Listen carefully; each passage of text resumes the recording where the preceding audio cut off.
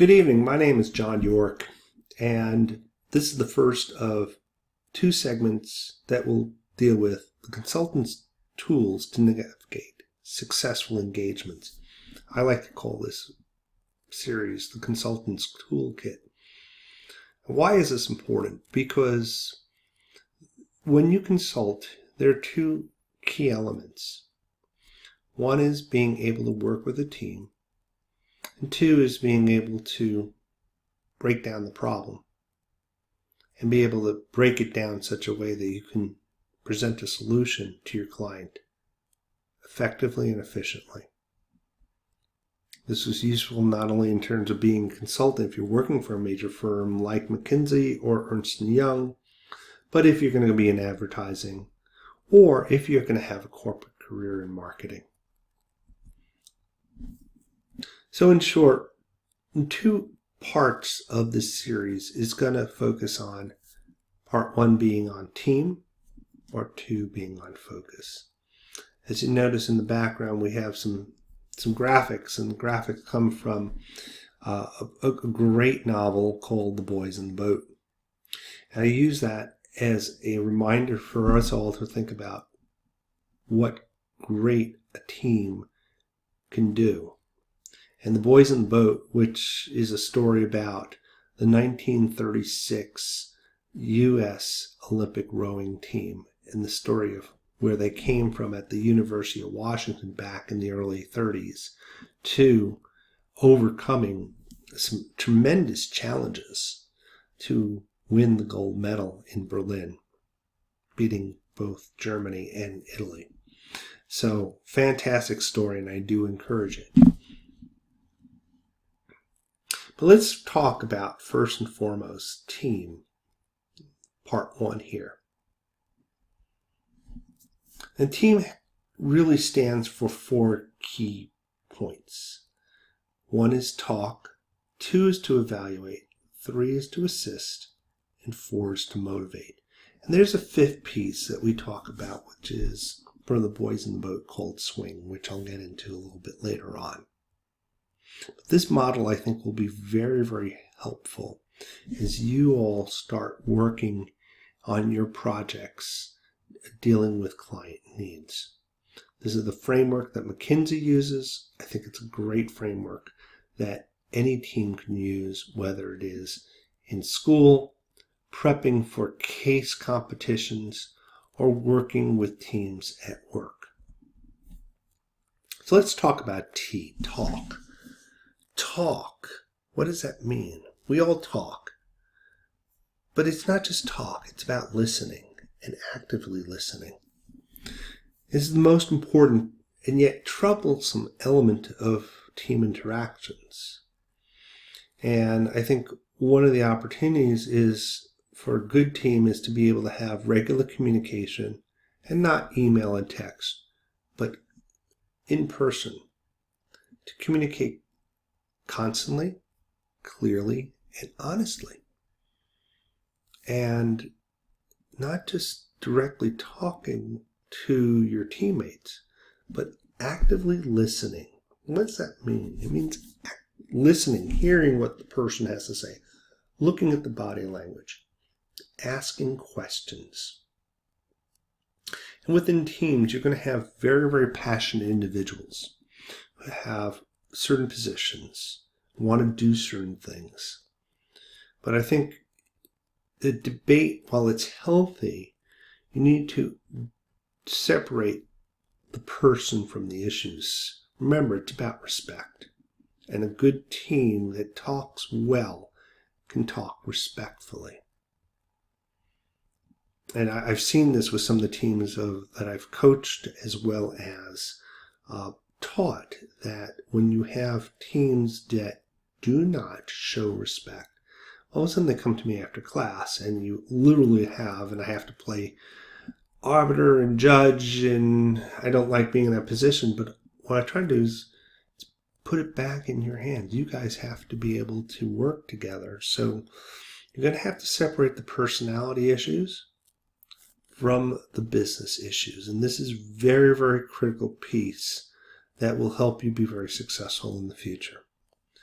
The third piece gets into operating tactics. And when I talk about that, I mean, you know, there are certain basic things in terms of when you pull together a team, having a place where you have all key contact information, understand your stakeholders, who are your clients, and your professor, as well as any other players that you need to.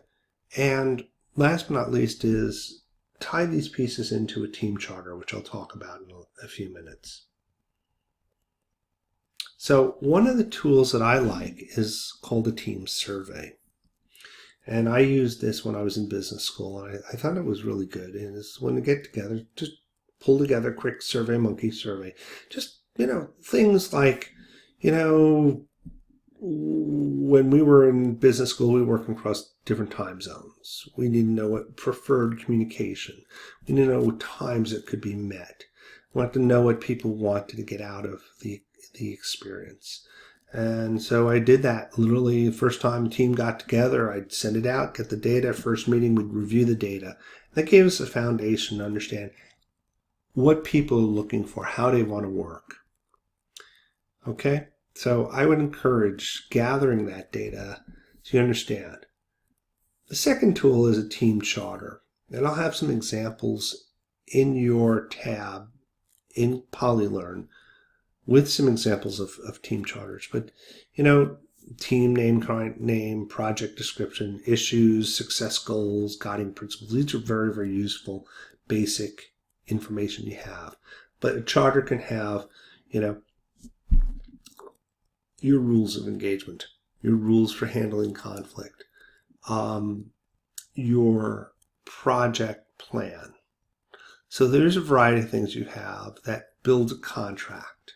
And this is important. I think it's going to be a very, very useful exercise for the teams to get together because it helps break the ice, but it also helps you organize and look at these preferences each individual has and figure out, how do I move from an individual to how do we work as a team and put it together in an agreement so that moving forward that you have defined as a group how you are going to work together to be successful. So after we talk about T and talk, let's talk about E, which is evaluate.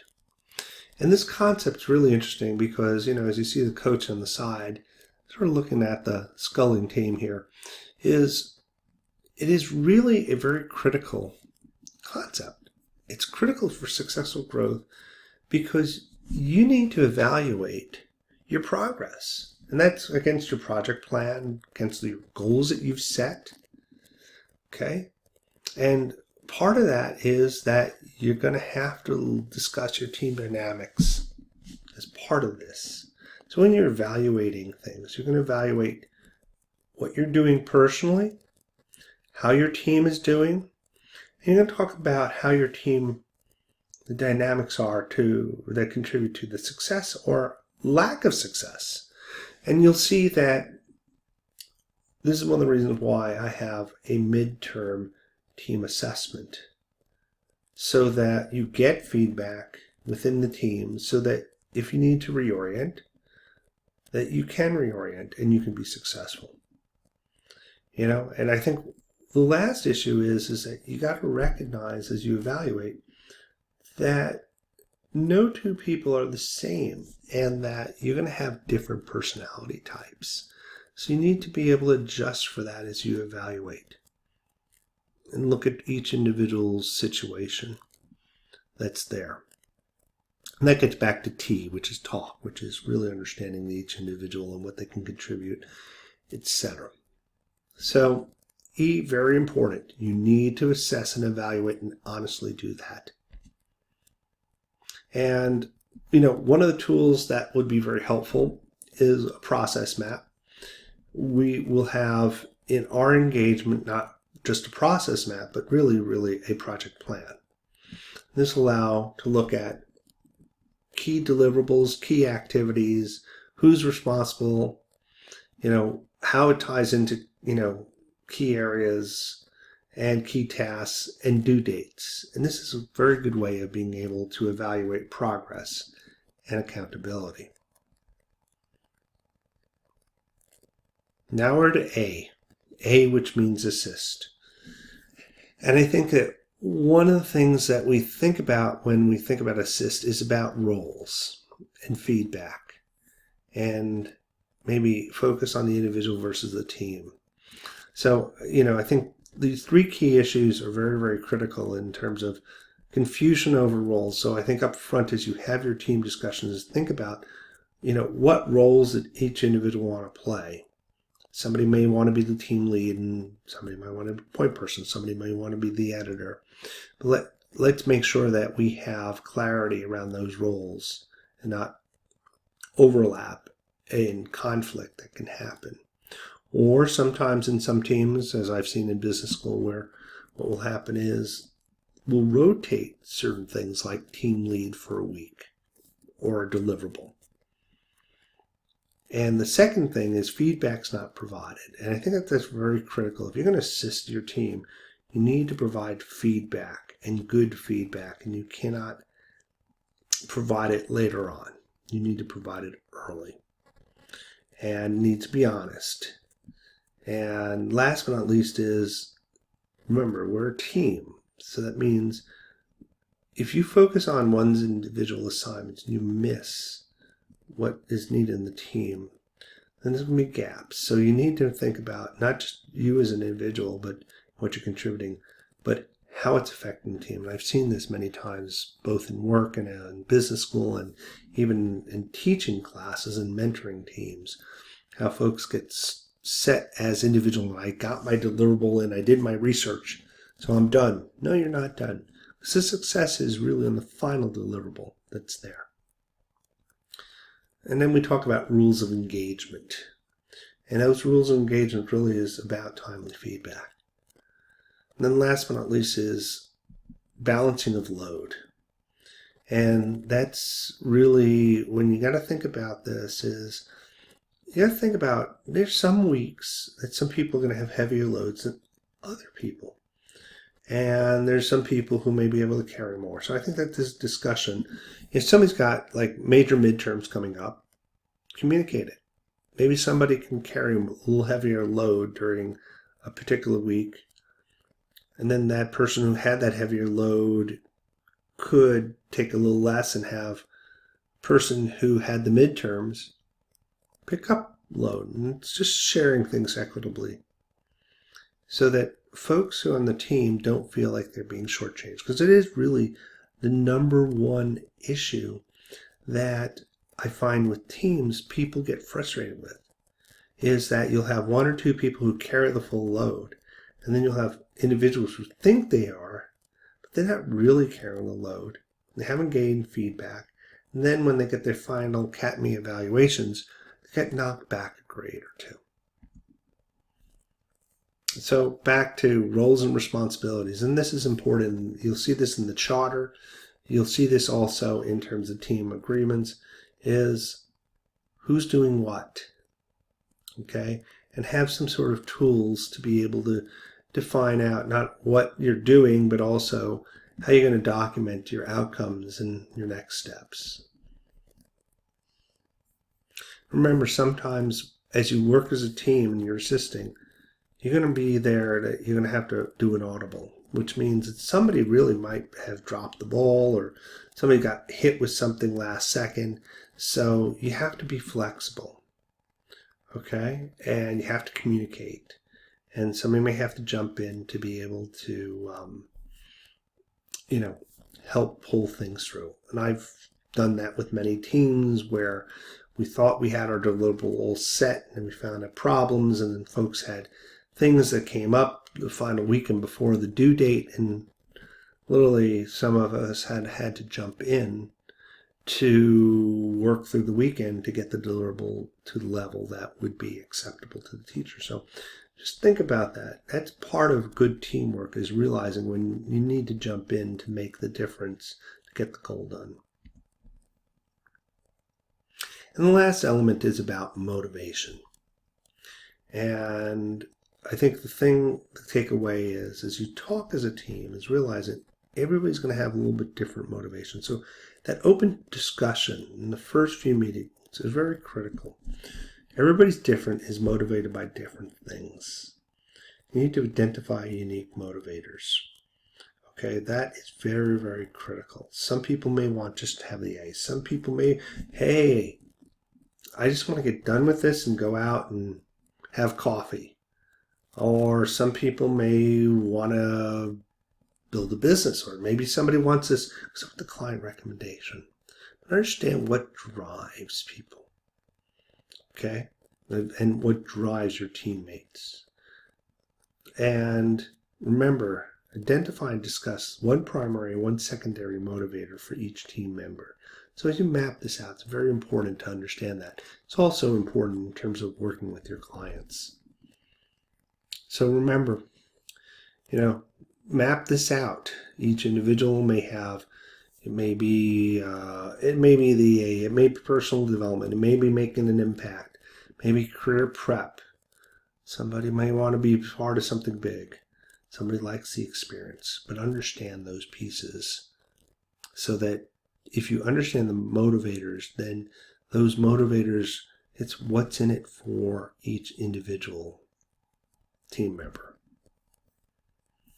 And the last point I want to close out is you got to be agile.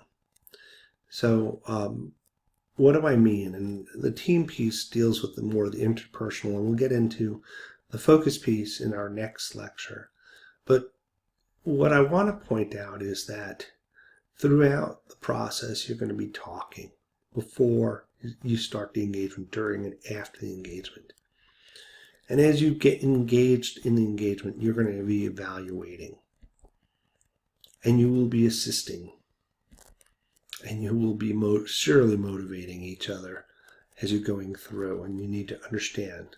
But it all starts with talk. So, at this point, I want to wrap it, but I want to leave you with one other thought, which is the S, which is swing. If a team really works very well together, they will be in what we call swing, which is a concept that in The Boys in the Boat is described as where everyone who is in that skull is moving in perfect synchronicity to the point that what happens is that movement in unison. And so if you've ever been in a skull, what you'll find is that the skull moves efficiently.